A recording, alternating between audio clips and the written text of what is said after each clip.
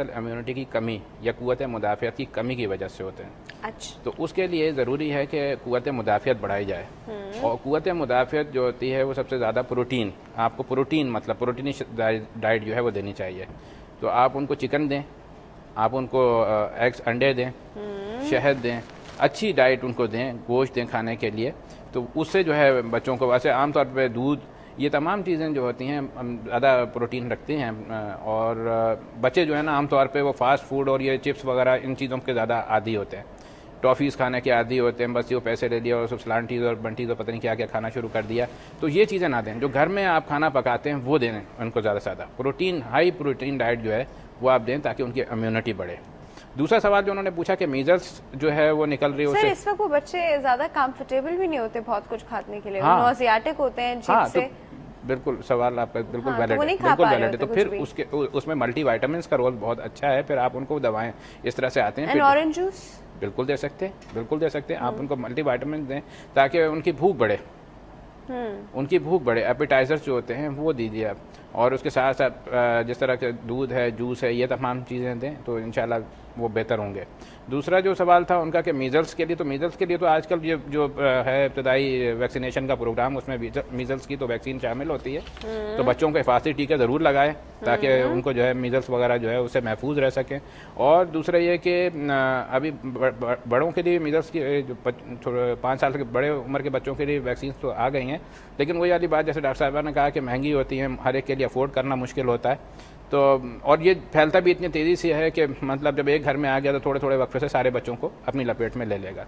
तो बेहतर ये है कि उनका सिर्फ इम्यून सिस्टम को आप करें, उनकी खुराक में इजाफा करें। जब एक मरतबा आ गया, अगर आपने वैक्सीनेशन कराई हुई है तो आप बेफिक्र रहें, इंशाल्लाह नहीं होगा, और हुआ भी तो उसकी सीवियरिटी वो नहीं होगी।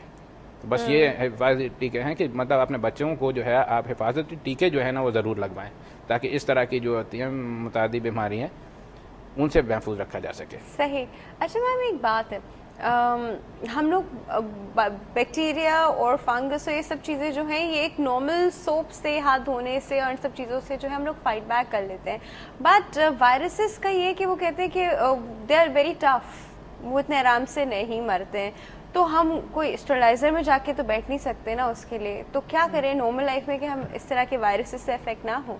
नहीं, देखें, जो जनरल प्रिकॉशंस होती है ना, जो जनरल हाइजीनिक जो हमारे मज़हब में भी दी गई ना, लाइक हैंड वॉशिंग है, आप वॉशरूम आपने यूज़ किया है, आप हैंड वॉश करें, आप खाना खाने से पहले हैंड वॉश करें। तो अगर हम अपनी जनरल हाइजीन का ख्याल रखते हैं तो हम बहुत हद तक उससे महफूज हैं। अच्छा, वो वन थिंग, हम लोग अपनी इम्यूनिटी इस तरह स्ट्रॉन्ग कर सकते हैं, इन अ सेंस स्ट्रॉन्ग का मतलब ये है कि अपने आप को इम्यून कर लें इन चीज़ों के लिए कि वो नहीं हो पाता अगर हम लोग इतना हाइजीन, जिस तरह जो कहते हैं ना, आप जिस तरह की इन्वायरमेंट में रहते हो, आफ्टर अ व्हाइल आप उसके इम्यून हो जाते हो and then you don't get affected. कोई और आएगा तो शायद उसको कुछ हो जाए वहाँ पर। तो क्या हम इस तरह वायरस से इम्यून नहीं होते हैं? नहीं, होते हैं, उस तरह भी इम्यून होते हैं हम वायरस से। अगर हमारा किसी पेशेंट से कांटेक्ट होता है, अगर थोड़े बहुत अगर वो उस इन्फेक्शन अगर बहुत ही माइल्ड है, एसिम्टोमेटिक उसको कहते हैं, जिससे वो सिम्टम्स नहीं होते ना, तो उसमें एंटीबॉडीज तो बॉडी में डेवलप हो जाती हैं। लेकिन हमारे इम्यून सिस्टम को अच्छा होने में हमारी सबसे जनरल हेल्थ हमारी अच्छी होनी चाहिए, हमारी डाइट बैलेंस डाइट होना चाहिए, और हमारी गुड हाइजीनिक हैबिट्स होंगी तो हमारी जनरल हेल्थ अच्छी, जब जनरल हेल्थ अच्छी होगी तो हम फिर जर्म्स का मुकाबला हमारी बॉडी कर सकते हैं। ओके, अच्छा जी, हमारे पास एक कॉल शायद मौजूद है, अटेंड करते हैं। अस्सलाम वालेकुम। वालेकुम अस्सलाम डॉक्टर साहिबा। गुड हेल्दी मॉर्निंग सर, कैसे हैं आप? अल्लाह का शुक्र है, मैं खुश हूँ। आप खुश? आप इस वक्त तो बेहतरीन बातें कर रही हैं, उसमें मुखल होने का दिल तो नहीं चाह रहा था। नहीं, इट्स ऑलराइट सर। लेकिन जरूरी था कि कुछ सवाल आ ही जाते हैं जहन में। बिल्कुल पूछिए। मैं इस वक्त दादा नाना हूँ तो मेरा ख्याल है कि मुझे पूछ लेना चाहिए। पूछिए, बिल्कुल पूछिए। पहले तो मोहतरम डॉक्टर साहब और डॉक्टर साहिबा को भी सलाम पेश करता हूँ। वालेकुम अस्सलाम। और उसके बाद मैं ये कहना चाहता हूँ कि जैसे हमारे बच्चे हैं छोटे, 2, 2.5 साल 3 साल के, तो इनको हमारे जितने भी टॉयज आजकल मार्केट में दस्तयाब हैं उसके अंदर स्टील का कोई ना कोई पार्ट होता है, जैसे व्हील में लगा हो, मडगार्ड में लगा हो, गाड़ियों में लगा हो, और वो उसको चुभ जाए बच्चे को और ब्लडिंग आ जाए, तो डॉक्टर साहब उस वक्त उस बच्चों के लिए एहतियाती तदाबीर क्या होनी चाहिए? या वो इंजेक्शन लगेगा जो हम बड़ों को लगता है किल चुभने पे, एक तो ये सवाल हो गया डॉक्टर साहब, हम बड़ों को क्या वो टेटनस के इंजेक्शन की बात कर रहे हैं? जी जी बेटा। तो डिपेंड करता है ना बच्चे को कहाँ चोट लगी है। अब घर वो में हाथ पैर में बच्चा तो बच्चा होता है बेटा, खेल रहा होता है, कभी कोनी में लग जाता है, कभी हथेली में लग जाता है, कभी पाँव में लग जाता है। अच्छा, ये तो हम तय नहीं कर सकते कि कहाँ लगेगा, लेकिन कहीं भी लग जाए और ब्लीडिंग हो जाए तो उसके लिए एहतियाती तदाबीर हमें क्या हम एक काम करते हैं, टेटनस के इंजेक्शन का जो प्रोटोकॉल है ना वो आपको बता देते हैं। अच्छा, so that दूसरा आप बेटा क्या एक सवाल choice है करें। मेरा। हाँ जी, कि हम जितने भी मेरी जो उम्र है 67 का मैं हूँ, तो मैंने जितने भी मार्शल लॉ देखे, अच्छा, जिसके अंदर मैंने एहतियात बहुत देखी, खाने पीने की अशिया में, गोश्त वाले की दुकान में, मिठाई वाले की दुकान में। और हम जब सिविलियन हो जाते हैं तो हम ये एहतियात इस कदर भूल जाते हैं कि गोया बस पूछो ना। तो ये क्यों हम करते हैं? हम इतने बाशऊर क्यों नहीं बनते? हम इलेक्शन तक जा रहे हैं, वोट डालेंगे, तो ये मेरा ख्याल है कि हमारी जो सारी कौम है उसके शऊर में कुछ कमी आती जा रही है। ये सवाल टोटली हमारे टॉपिक से तो रिलेटेड नहीं है, लेकिन ये बड़ा मजे का सवाल है। जरूरी है कि आपके दिमाग में डालना ताकि कभी आप ये प्रोग्राम कर सकें। क्या बात है। दूसरा ये है कि इस टेलीविजन के प्लेटफॉर्म से लोगों को बहुत ज्यादा जानकारी मिलती है, खासकर माँ बाप को।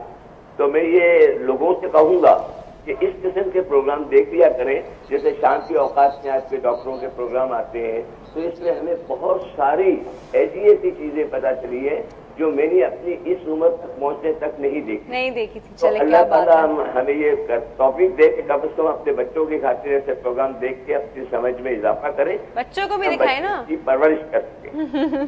चलिए जी, और थैंक यू बेटा सो बहुत मच। खुश रहो। Thank free you, health television की टीम को, आपको, डॉक्टर साहब को, सबको सलाम। Thank you so much, thank you so much. वालेकुम सलाम।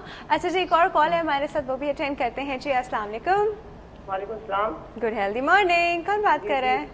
मेरा परवीन है जी, परवीन साहिबा, कहाँ जी। से? मेरे रेड स्पॉट्स हो रहे हैं, और दूसरा ये कि बहुत एलर्जी हो रही है। कहाँ हो रहे रेड स्पॉट्स एलर्जी? मतलब बॉडी पर, और वो छोटे छोटे दाने रेड हैं और एलर्जी हो रही है बहुत साथ। एक मिनट, कितना अरसा हुआ इनको शुरू हुए? अभी कोई 2-3 महीने हुआ। एक्चुअली वो कब्ज था, तो वो कोई ऐसी दवाई कब्ज की हकीम ने दे दी ना, उससे एलर्जी होने शुरू हो गई है। डॉक्टर साहब कुछ पूछना चाहेंगे? अब कुछ कहने की ज़रूरत ही नहीं है, उन्होंने जवाब भी दे दिया कि हकीम ने कोई दवा खाई थी कब्ज़ के लिए, उसके बाद उसकी वजह से हो गया है। तो सबसे पहले तो मैं हमेशा आते ही मैं ये कहता हूँ कि नहीं, बगैर देखे हुए कोई भी इलाज ना कराएं। बेहतर ये कि अच्छा, आप कर क्या रही है परवीन साहिबा? अभी क्या कर रही है? तो मतलब अभी तो कुछ नहीं खा रही। मैं कह रही डॉक्टर साहब कहाँ बैठते हैं, उनकी क्लिनिक किधर है? डॉक्टर साहब आप एक काम करिए, कंट्रोल रूम से इनका नंबर ले लीजिए, हेल्थ केयर क्लिनिक में तो अभी हॉस्पिटल वैसे होते हैं, फिलहाल क्या करना चाहिए? मतलब अभी हाँ। वो भी बता रहे हैं। आप कर क्या रही हैं? जब वो इच होता है आपको क्या खुजाती रहती है बैठी हुई? क्या कर नहीं, रही हैं? मतलब वो कभी डेटॉल से, कभी बोरो पाउडर से नहा लेती हूँ। कोई फर्क पड़ता है? थोड़ा सा मतलब अभी वो एलर्जी है, खुजली होती है, इरिटेशन होती है कहीं कोई कहीं। एंटी एलर्जिक लिया? एंटी एलर्जिक तो लिए, मगर कोई इम्प्रूवमेंट नहीं है उसमें। काफी ली है मैंने। घर में अच्छा, एंटी एलर्जिक लेती है, घर में इम्प्रूवमेंट नहीं किसी और को भी है? वो- घर में डॉक्टर साहब पूछ रहे हैं घर में किसी और नहीं, के साथ किसी और हुआ? को नहीं है, खाली मुझे ये बता रहा है। अच्छा, दवाई रात नहीं में खाई है? रात में ज़्यादा होती है, दिन में ज़्यादा होती जी है? जी, रात में होती है ज्यादा। ये तो कहीं आपके और घर जा में रहा कितने है। अफराद हैं? अच्छा जी, हम आपको बता रहे हैं परवीन। ठीक है जी, जी जी, thank you so much for call doctor साहब। Thank you. जी, देखिए इसमें वही बात है ना कि देखा नहीं है हमने, तो इसलिए। लेकिन जब ये हिस्ट्री देना शुरू हुई तो इनमें दो चीज़ें एक पॉजिटिव हो गई। एक तो इन्होंने कोई मेडिसिन ऐसी ली है जिसकी वजह से ड्रग इरप्शन में हो सकता है कि दवा का असर जिसे कहना चाहिए, और दूसरा ये कि जो खुजली रात में ज़्यादा होती है और मतलब गर्दन से नीचे जिस तरह इन्होंने बताया, तो वो इसके बीच एक बीमारी होती है। लेकिन उसमें ये होता है कि एक से ज़्यादा फैमिली मेंबर जो होते हैं 2-3 महीने के अंदर अंदर तो इन्वॉल्व हो जाने चाहिए कौन थे। सी बीमारी होती है सर? इसके बीच जिसे हम खुजली की जैसे बीमारी खुजली मुतादी खुजली, हर वक्त खुजा रहा है, कोई इधर खुजा रहा है, रात में उठ के रोते हैं और खुजाते रहते हैं, और इसी तरह से रात गुजर जाती है, आधी पूरी नींद होती है। तो बेहतर यह है कि सिर्फ और सिर्फ, जैसा मैंने पहले बताया कि ये जो है ठंडे पानी से जो है, या कभी भी बोरिंग का पानी या खारा पानी इस्तेमाल ना करें। ठंडे पानी से दिन में 2-3 मरतबा बगैर किसी साबुन के, ये बहुत ज़रूरी होता है। जो उन्होंने साबुन का नाम लिया कि जी मैं उससे नहा रही हूँ, पता नहीं वो क्या चीज़ डाल के नहा रही हूँ, तो नहीं, इसका कोई ऐसा वो नहीं है। आप सिर्फ ठंडे पानी से नहाएं और पहली फुर्सत में किसी सही क्वालिफाइड डर्माटोलॉजिस्ट के पास जाएं इस तरह से टीवी पे खाली जो है वो दवा का नाम लिखवा देने से या जो है वो गोली खा लेने से आपको फ़र्क नहीं पड़ेगा। मेरा मुखलिसाना मशवरा हर मरीज़ को यही है कि नहीं, अब तो पहले ज़माना था कि जब डर्माटोलॉजिस्ट नहीं मिला करते थे तो या डॉक्टर नहीं मिला करते थे अपनी फील्ड के, लेकिन अब तो बहुत ज़्यादा हो चुके हैं। आपको जाना चाहिए, ऐसे लोगों की हौसला अफजाई करना चाहिए, बजाय ये कि उन लोगों की जो खाली बैठ के टीवी पे जो है उल्टे सीधे नुस्खे बता दिए, अब ये नहीं पता कि उसका रिजल्ट क्या आया। उससे और ज़्यादा मेरे पास रोज़ाना 3, 4, 5 ऐसे बिगड़े हुए केसेस आते हैं। वो जी उसने ये बताया था, ये कि आप ये देखें ये हो गया, तो मैंने कहा जाके उनसे पूछो जी, वो कोई उठाता ही नहीं है फ़ोन। सही। अच्छा मैम, अभी हम टेटनस का प्रोटोकॉल पूछते हैं, वो एक छोटे सा ब्रेक का वक्त हो गया है। छोटी सी ब्रेक है, कहीं नहीं जाएगा जी, we will be right back.